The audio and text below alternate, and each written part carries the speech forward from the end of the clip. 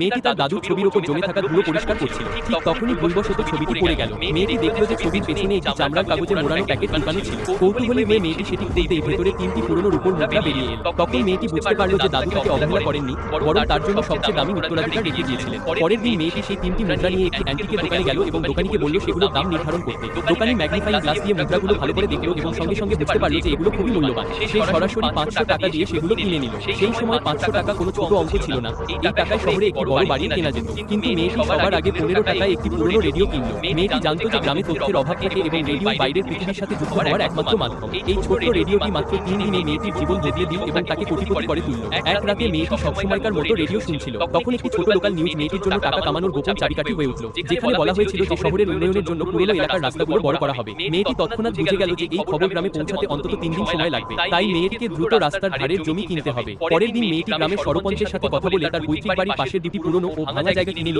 এবং দ্রুত transfer paper তৈরি করিয়ে নিল। গ্রামের মানুষ এই ঘটনায় হাসাহাসি শুরু করলো এবং মেয়েটিকে নিয়ে ঠাট্টা তামাশা করতে লাগলো। কিছু মেয়ে তো তাকে পাগল বলেও ডাকতে শুরু করলো। মেয়েটি বাগদত্তাও রেগে গিয়ে তাকে আটকাতে লাগলো এবং বলল, তোমার টাকা আমার, তুমি এভাবে নষ্ট করতে পারো না। উদ্ধৃতি চিহ্ন। মেয়েটি শুধু হালকা হেসে বলল, এই পুরনো বাড়িগুলো আমাকে তোমাদের আসল মানসিকতা দেখিয়ে দিয়েছে। আমি আর তোমাকে বিয়ে করব না। এই কথা বলে মেয়েটি সরপঞ্চের সাথে কাগজপত্র সম্পূর্ণ করতে চলে গেল। শুধু বাড়ি কেনাই নয়, মেয়েটি সেই দিনই সেগুলো দেওয়াল মেরামত করা শুরু করে দিল। শ্রমিকরাও অবাক ছিল এবং বলতে লাগলো যে এই বাড়ি থাকার যোগ্য নয়, টাকা নষ্ট করো না। কিন্তু মেয়েটি জানতো যে যখন ভাঙচুর হবে তখন দেওয়াল অনুযায়ী ক্ষতিপূরণও পাওয়া যাবে। যখন মেয়েটি নিজের ভবিষ্যৎ নিয়ে ভাবছিল তখন তার প্রাক্তন বাগদত্তা তার নতুন সঙ্গীকে নিয়ে এল এবং তাকে অপমান করতে লাগলো। সে বলতে লাগলো যে সে এখন বিয়ে করছে এবং মেয়েটিকে বোকা বলল। নতুন মেয়েটিও নকল ধন্যবাদ জানালো আর গ্রামবাসীরাও হাসতে শুরু করলো। ঠিক তখনই গ্রামের মোড়ল দৌড়ে এল এবং জোরে বলল যে মেয়েটির বাড়ির সামনের কাঁচা রাস্তাটিকে শহরের প্রধান সড়কের অন্তর্ভুক্ত করা হয়েছে এবং মেয়েটির সমস্ত জমি এখন ভাঙার এলাকায় পড়ছে। অর্থাৎ মেয়েটি এখন খুব ধনী হতে চলেছে।